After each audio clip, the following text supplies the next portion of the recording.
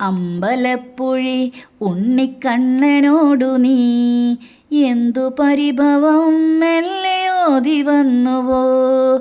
കൽവിളക്കുകൾ പാതിമില്ലി നിൽക്കവേ എന്തു നൽകുവാൻ എന്നെ കാത്തു നിന്നു നീ. തൃപ്രസാദവും മൗന ചുംബനങ്ങളും പങ്കുവയ്ക്കുവാനോടി വന്നതാണു ഞാൻ.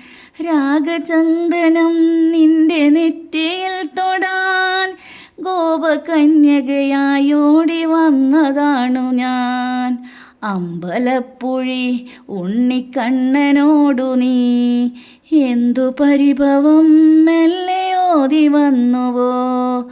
കൽവിളക്കുകൾ പാതിമിന്നി നിൽക്കവേ എന്തു നൽകുവാൻ എന്നെ കാത്തു നിന്നു നീ.